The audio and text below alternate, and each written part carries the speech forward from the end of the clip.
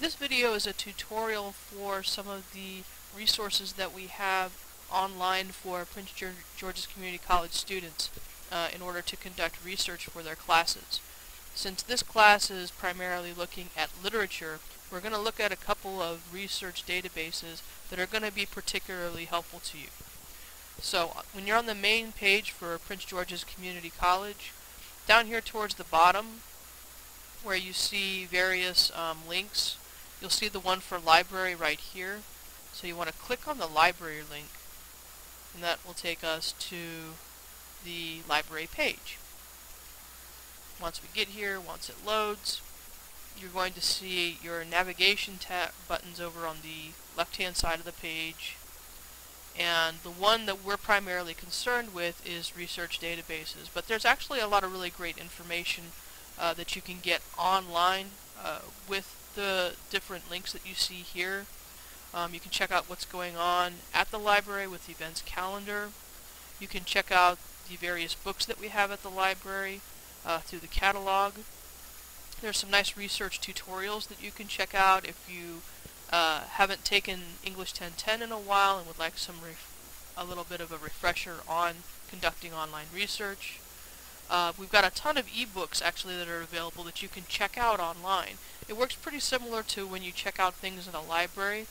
When we get a copy of an ebook, we get however many copies that we're licensed for, so you check out the book and you have like a little Dropbox, and the book gets deposited into your Dropbox and you have it for a certain amount of time, usually 3 weeks, and then once your rental of it is done, it's taken out of your Dropbox, and if you need to recheck the book out, that you can.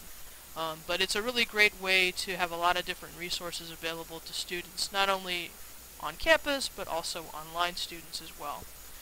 We also have a lot of streaming video that's available. So especially for those of you that are taking a lot of different classes, there's some great resources here so that you really should check them out. They're great. But we're going to go into research databases, so I'm going to click on that. And what's going to come up is a tabbed area at the top with the databases underneath their tab for their names.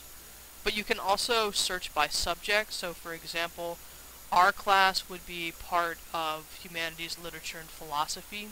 So you can look in that area.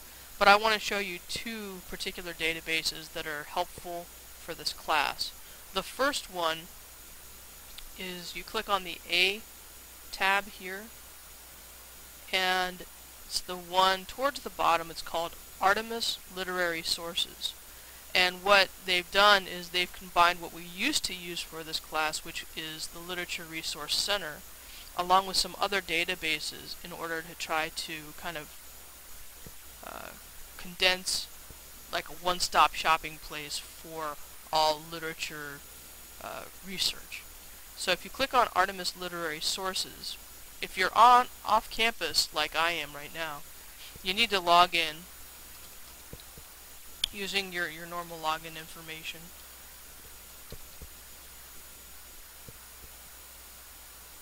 And it'll take you to the database, and this is where you can conduct your search. So I'm just going to use Hills Like White Elephants, what we used last week. So I say Hills Like White Elephants. And you'll see, okay, hey, here's some examples of what you might be looking for. And so I know it was a short story, so I click on Hills Like White Elephants, short story, click on search. And it'll come up with a lot of different things that I can investigate. I have 30 articles of literary criticism. I have 3 topics and work overviews. I also have other things that are related to that search. I have 31 articles on Ernest Hemingway and 20 articles on modern American literature. So not only am I getting information about the story itself, but I'm also getting contextual information. So that's a really nice feature that they have on Artemis. So one of the great things about using the online databases is that when you use an article, not only do you not have to worry about is this good, reliable research, because it already is. Everything that you see on the databases, for whatever class that you use the databases for, is going to be good, reliable research. But another helpful thing is that it will do your citations for you. So up here, you'll see citation tools, and you'll see you can either choose from MLA format or APA format. Now, of course, we're using MLA format in this class, so if I wanted to go ahead and put this in my Works Cited page, I would just copy and then go into my Works Cited page and paste it. If you're in a class, however, that's using APA format, you just have to click on the APA link, and you have your citation there for you. So it's really nice. But what you're going to find is that the databases give you good academic research. So these articles will tend to be longer than the kinds of things you'll find if you were to just do a regular Google search, but there's a reason for that. You want to try to get as in-depth and detailed as possible when you're conducting academic research. So it's not like just jumping on Wikipedia and looking something up real quick. This is really going to take you much deeper into the topics. Now, the other database that tends to be really good for 1020 is in the B section, and it is biography and context. So one of the types of literary criticism that we went through last week, one that wasn't covered in the book but was still pretty important, was biographical criticism, and that's where you investigate the life of the author to try to understand the kinds of works that they wrote. So if I come in here and I type in Ernest Hemingway,